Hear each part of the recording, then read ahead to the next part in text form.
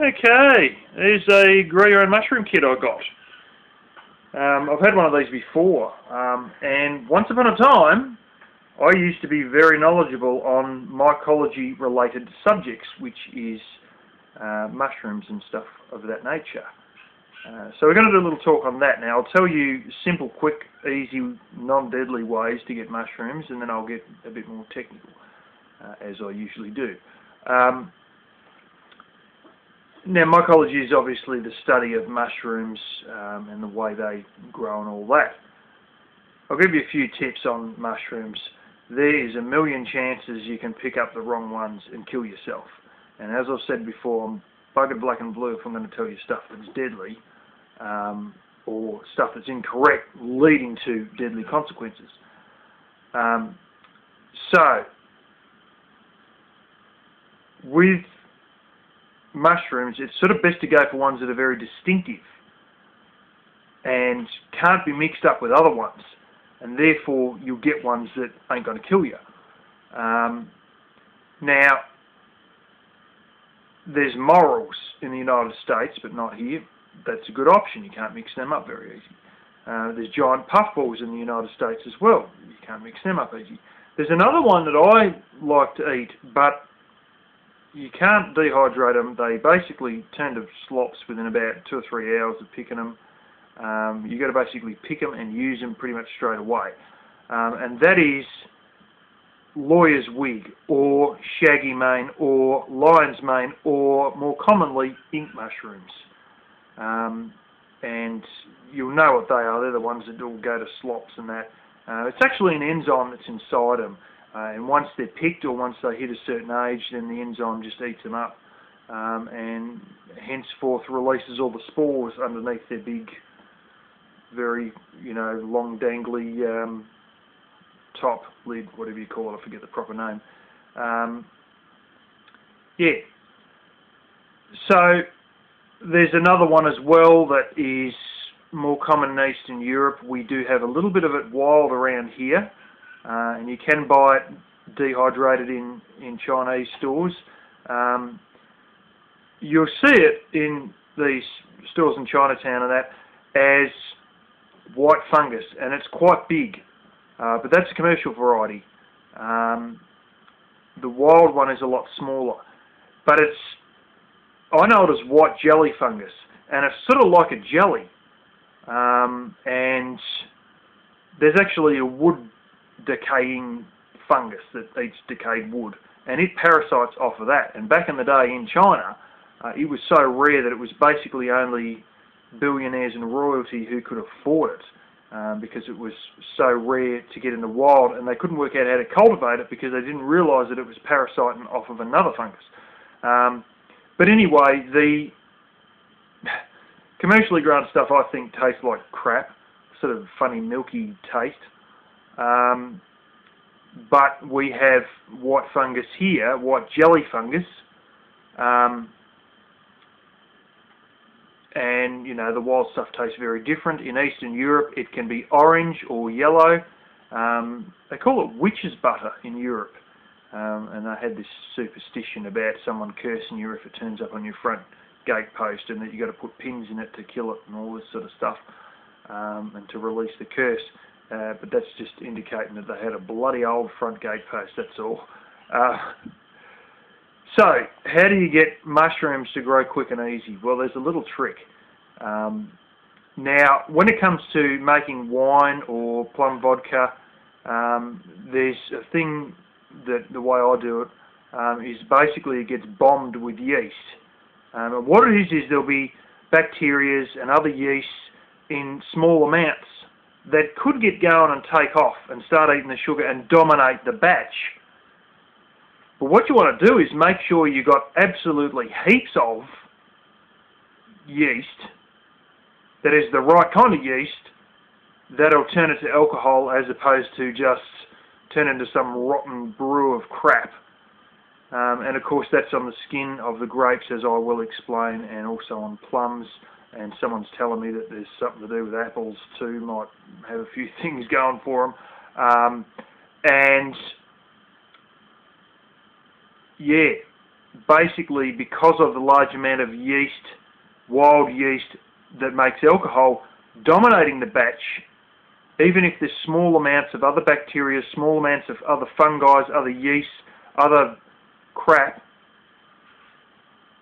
the wild alcoholic yeast will take over because there's more of it, and then it dominates the batch and it takes over the entire batch and you get a good batch. Now you can do the same thing with mushrooms, and you go, so what's that mean? I've got to go out and buy like hundreds of mushrooms and just sort of like get a heap of straw and mash them into the straw or mulch or something like that? Oh, it's a bit easier than that.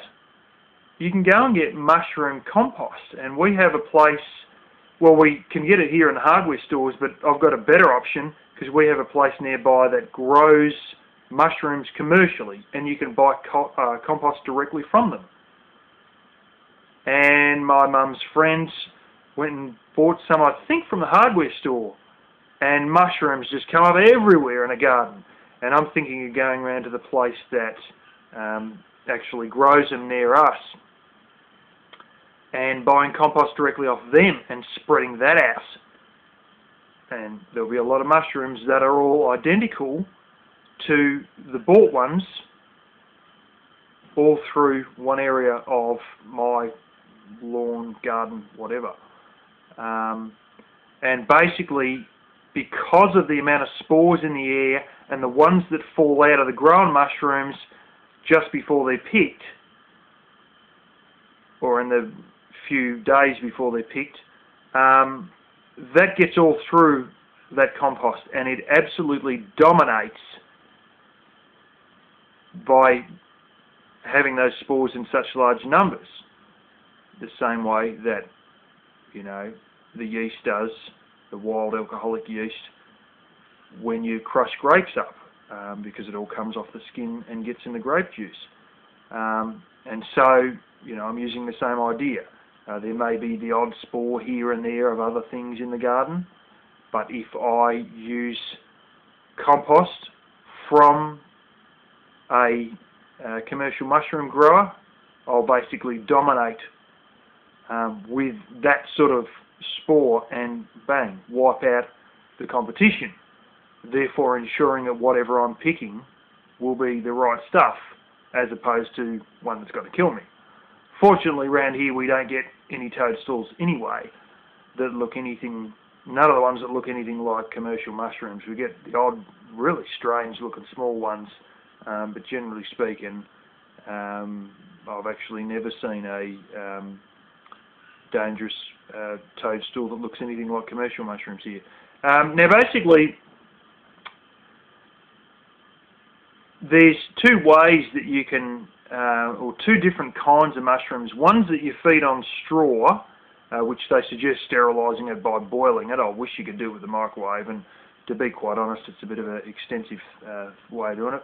And I think the straw ones, I can't really remember, I think the straw ones also live in softwood sawdust. And then there's another kind that lives in hardwood sawdust or straight out hardwood logs. And I've seen people with oak logs, some sort of tree in America, logs of that, and they basically soak them in a bathtub for like a week or two, and then you buy these little things, they call them plugs, and it's like a bit of dowel, and then you got like a bit of wax on one end, and in that are the spores. And what you do is you drill a hole in these logs that you had soaking in a bathtub for a couple of weeks, you pull them out and let them drip dry for like a day or a morning or something, or a few hours, and then you drill holes into them with your cordless drill, and then you get these little plugs, these little bits of dowel that you get from this mushroom place, and you stick them in, and you just sort of put them in, and then you hammer them down. And they then, given a bit of a chance, they turn into shiitake or whatever other mushroom you've got. There's also oyster mushrooms, which are very strange and very distinctive. They have grow bags where they have bags full of sawdust. Another stunt to get them to fruit, in other words, bring up mushrooms, they give them a quick chill. It might be like 12 hours or something, I forget. But they basically freeze them, and what happens is the plant is liable to throw fruit out early if you give it a quick freeze. But naturally, you have, like, autumn start and you get that blast of, that one really cold day, and then it makes all the mushrooms fire up as a result. Because you've got to realise mushrooms are like apples on apple trees, but the plant essentially is a root system under the ground known as mycelium. And then only when it goes to fruit does it actually shoot the mushrooms up from this whole mycelium root system that's under the ground that you never see, unless you go pulling apart a bunch of mulch wood, which I have, to find all this stuff quite a number of times. You can sometimes find it in hay bales. And yeah, it's just like broccoli. You only get the heads in the last burst. Same with the mushrooms. The plant's been underground the whole time, or the fungi's been underground the whole time, and then only in the last burst does it go bang and throw them up. And they seem to grow very quick from nowhere, but that's not the case, because there's been this whole big system of mycelium, which look like sort of these crappy root things under the ground. Now, some mycelium has been measured. I don't know how the hell they done it, but they found it to be basically a mile long.